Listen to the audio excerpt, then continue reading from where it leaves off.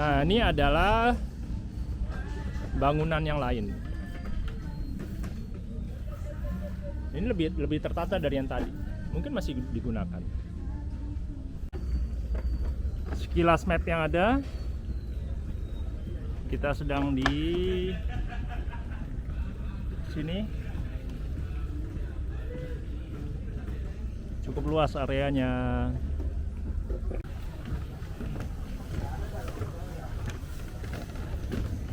Jadi kalau kita di sini itu wisata plus olahraga, karena ini luas sekali. Jadi jalan-jalannya ini secara tidak sadar dan tidak langsung kita ini udah olahraga.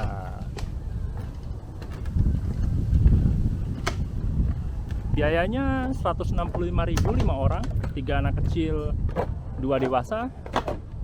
Cukup terjangkau dengan apa yang didapatkan. Wisata yang bisa dibilang langka ya. Langka dalam arti gini, kalau misalnya hutan mangrove itu kan banyak ya. Tapi membuat sebuah ekopark sebesar ini tentunya bukan hal yang mudah dan murah gitu. Jadi dengan 165.000 kita mendapatkan suatu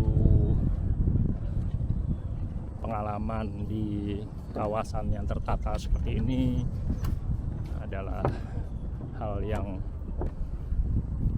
cukup bagus dan cukup menarik. Tidak terlalu mahal, harga terjangkau, tapi yang didapatkan lebih dari yang kita bayarkan. Nah, setelah dari kafe tadi, lewat belakangnya kita lalu sampai di hutan mangrove lagi. Ini juga bisa bawa sepeda ke sini. Kalau misalnya sekiranya capek dengan jalan kaki, kita pakai sepeda. Cuman masih hati-hati di sambungan-sambungan kayu ini, tidak selalu rapat ya. Jadi mungkin ban-ban sepeda itu bisa terjebak lalu mengakibatkan hal-hal yang tidak diinginkan. Nah, kembali lagi ke hutan mangrove yang suasananya lebih adem ya, karena banyak pohon-pohonnya nih.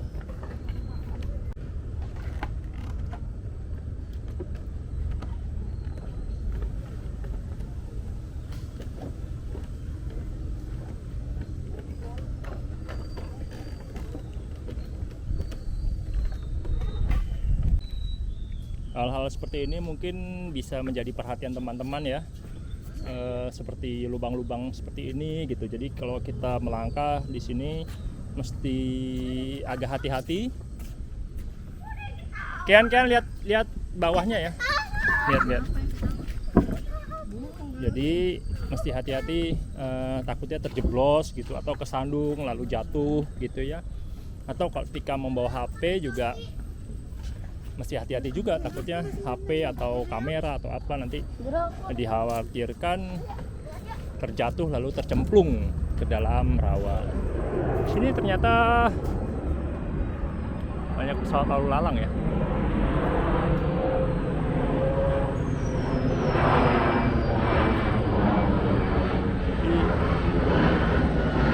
Pesawat ini dari Bandara Soekarno-Hatta.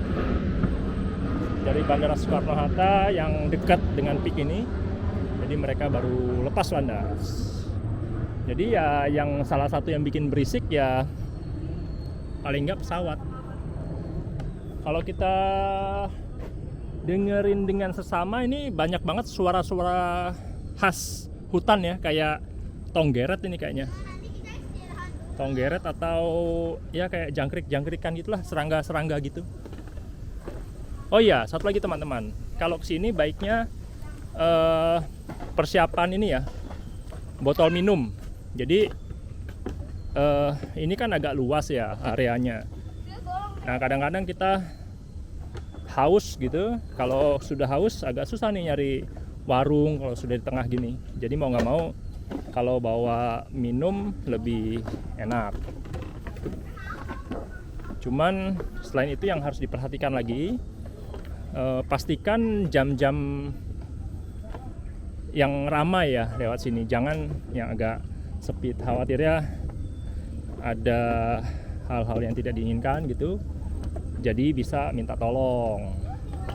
Atau itu kan kalau sendiri ya, tapi kalau misalnya beramai-ramai sama keluarga atau rombongan mungkin lebih aman di jam-jam yang sepi sekalipun.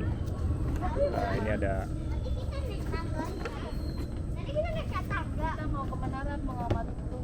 mau apa? Menara? Oke, kita sekarang ke Menara Pengamat Burung. Jadi mudah-mudahan burungnya juga banyak, burung-burung yang erat kaitannya dengan ekosistem laut ya. Jadi burungnya banyak yang bisa diamati, sehingga pengalaman yang didapatkan jadi benar-benar mengesankan. Cuman ini sangat disayangkan kalau kita lihat ya di sini banyak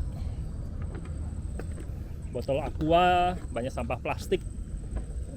Ya mungkin juga dari pengunjung yang langsung membuang ke sekitaran sini, atau juga dari arus laut ya, arus laut yang membawa sampah-sampah tersebut. Jadi teman-teman kalau misalnya membawa makanan, minuman dengan kemasan plastik atau kemasan lainnya, sebaiknya kemasannya dibawa gitu, atau membawa kantong ya. Jadi sampah-sampahnya itu dimasukkan ke kantong, lalu bisa dibawa dan dibuang nanti ketika menemukan tempat sampah gitu. Karena terus terang hal-hal seperti ini jadi mengurangi keindahan kawasan ini, karena kawasan ini kan sudah dibangun dengan cantik, dengan biaya yang tidak murah. Jadi kita harus bersama-sama menjaganya. Nah ini adalah menara pengamat burung, tinggi sekali, mungkin sekitar 16 meter ya. Bisa, aku mau di depan. Nah ini anak-anak berebutan mau melihat burung. Burung apakah yang kita bisa lihat? Jadi makin tinggi, makin sempit tangganya nih. Tadi di bawah bisa muat 2-3 orang berjajar, sekarang hanya muat 1 orang. Ya ini tentunya dengan pertimbangan strukturnya lebih ringan, makin ke atas harus lebih ringan, dan costnya juga lebih efektif. Nah hanya sampai jam 17.30. Mana? Itu kapal. Mana burung? Di atas tuh terbang di atas pohon-pohon. Mana? Kita tinggi. Jadi ini adalah menara Jam 30 pengamat burung, harus turun. tinggi sekali. Udah malam. Tuh, siapa yang punya tuh 2. Wah, oh iya banyak burung camar ya. Mungkin terlihat nggak ya di video ini ya? Tapi di mata kita langsung nih banyak burung camar yang warnanya putih ya. Burung camar apa bangau ya? Camar ya.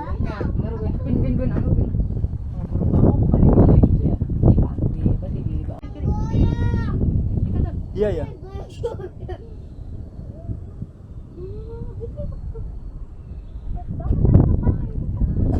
Tadi kita kapan?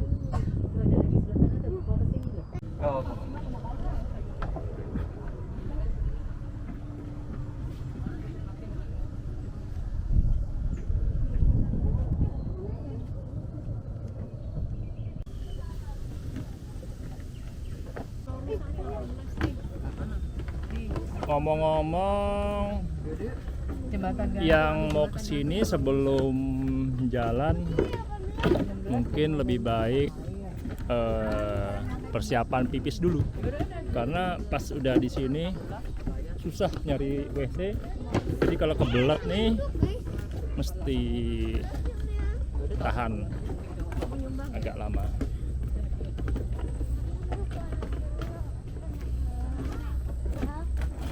Tadi kemana tadi? Tadi kan Atas dari ke sana. kanan ya kak ya? Jadi oh ya satu lagi, kalau bisa sebelum masuk sini kita udah pelajari deh maps-nya. Mungkin di Google gitu bisa di browsing ya. Jadi lebih terpetakan gitu mana yang mau kita tuju dan flow-nya dari mana kemana lebih efektif, karena ini besar sekali ya. Hati-hati seperti ini yang bisa menyebabkan tersandung atau terpleset. Ayo Ian, Amir, lompat, jangan diinjak. Jadi mesti hati-hati, kalau tidak hati-hati bisa menyebabkan cedera ankle juga itu ke sleo. Hal lain yang perlu kita perhatikan adalah kalau mau kesini usahakan memakai sepatu ya, karena kalau pakai sendal, apalagi sendal jepit, lebih mudah terselip khawatirnya ke bambu-bambu ini. Tapi kalau pakai sepatu itu lebih aman gitu. Dan sepatunya pastikan sepatu ini ya, sepatu jalan ya, atau sepatu lari masih oke lah. Jangan pakai yang high heels, sepatu berhak itu sangat merepotkan pasti. Karena haknya, heelsnya bisa terjepit di antara sela-sela bambu ini gitu. Nah, ini ada kerjaan penambalan oleh Bapak, perbaikan di beberapa sisi demi kenyamanan para pengunjung.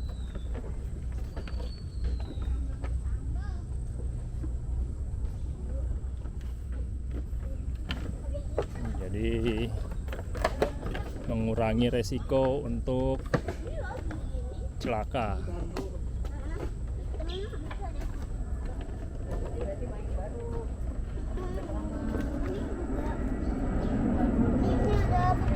Saking organiknya, kita lihat pohon pun melintang di pet ini. Jadi jalannya ini benar-benar harus waspada ya, nggak boleh meleng gitu ya. Benar-benar harus diamati ya, mulai dari langkahnya, mulai dari posisi depannya gitu. Ya anggaplah kita lagi berwisata di alam liar gitu, jadi tingkat kewaspadaannya masih tinggi, apalagi kalau membawa anak-anak. Anak-anak itu cenderung pecicilan. Satu hal lagi, kalau kesini mungkin bisa disiapkan autan gitu, minyak telon, autan atau semacamnya yang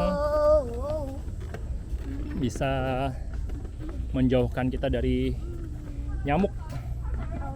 Ini kebetulan nggak ada nyamuk sih. Ini kita saya kebetulan nggak pakai autan gitu ya, nggak pakai obat nyamuk, tapi nggak ada nyamuk sih. Mungkin karena ya kan apa disebabkan beberapa hari terakhir hujan gitu. Entahlah, kurang tahu juga. Cuman lebih baik lebih baik bersiap-siap atau berjaga-jaga dengan memakai autan. Loh, ini kita juga bingung nih, kita di mana ini posisinya. Tiba-tiba sudah sampai semacam luar kawasan karena ada mobil yang bisa